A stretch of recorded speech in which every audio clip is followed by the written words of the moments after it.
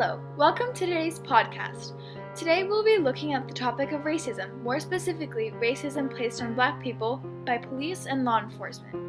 So let's begin. Over the past few years, we have seen Americans rallying for many things. We have even seen lots of protests for specific people such as Michael Brown, Stephen Clark, and Tamir Rice. What do all of these people have in common? They are all Black men that were brutally killed by police. There have been countless acts of unarmed, innocent Black people being murdered by law enforcement. In 2012, 31% of police killing victims were Black, even though they only made up 13% of the U.S. population. And in 2015, research shows that Black people made up 62.7% of unarmed people that were killed. There has also been a whopping 15 deaths of unarmed Black men in just the past 4 years. However, it isn't just the killings that display the racial bias of police. Research shows that although Black and white people have the same probability of using illegal drugs, Black people have a higher rate of being arrested for it.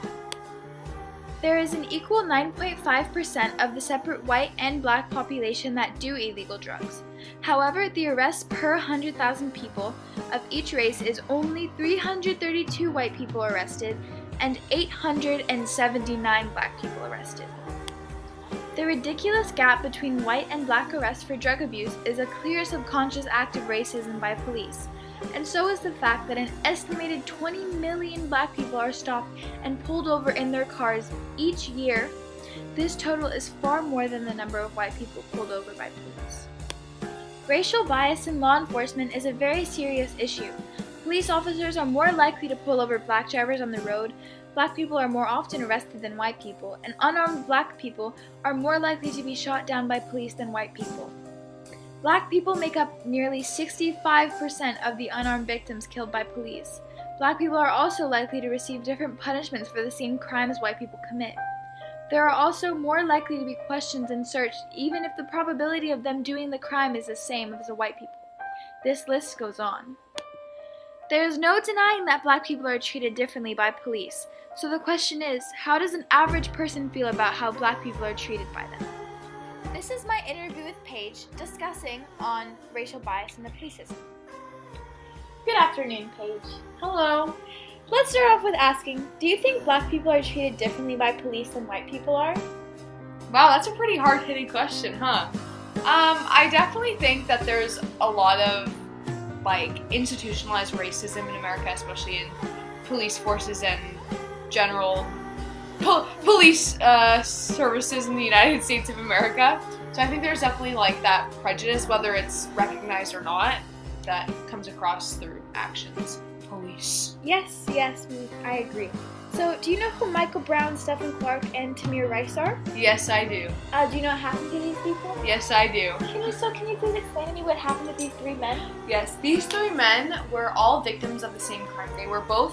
All three of them were shot and killed unarmed by white policemen.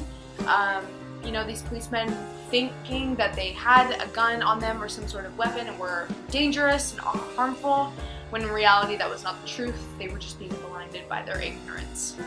So, do you think that the racial bias in the police system is a personal bias for the police officers, or is it a political bias?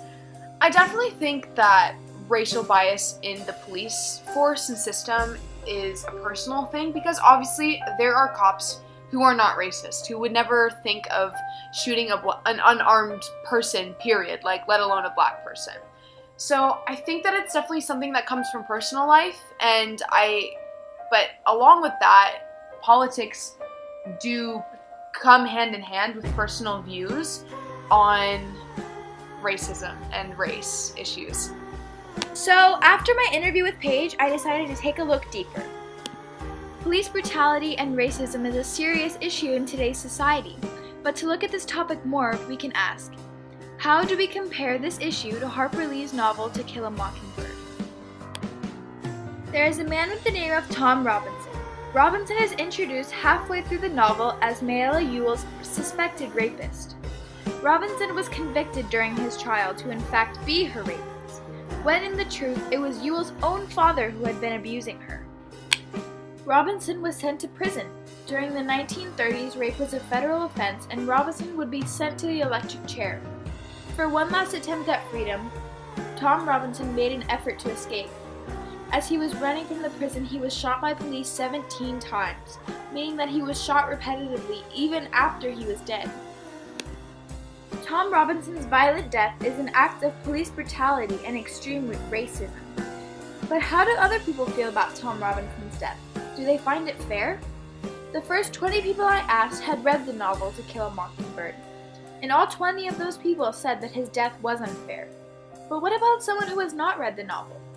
I asked a girl named Audrey how she felt about a black man being shot 17 times while trying to escape prison. She said the following. I don't think Tom being shot 17 times was fair because this was done way too violently, and it could have been handled in a much calmer way. I also think that if the prisoner was white, it would have been handled differently. With the interview with Audrey, we can see that even if you don't have previous knowledge from To Kill a Mockingbird novel, you still find Robinson's death brutal and unfair. The current American policing system is completely biased and racist. There is a clear abuse of power displayed by police officers more often than not. Black people are constantly treated unfairly, tried unfairly, and judged unfairly. Innocent black people being shot by police is a great issue occurring in our society. And Tom Robinson's death in To Kill a Mockingbird is one of the many examples of pure racism in the policing system. And though Robinson's case is fiction, it's still 100% realistic. Racist acts happen in our policing system constantly, and all of these acts are personally motivated. With that is the end of our podcast. Thank you so much for listening.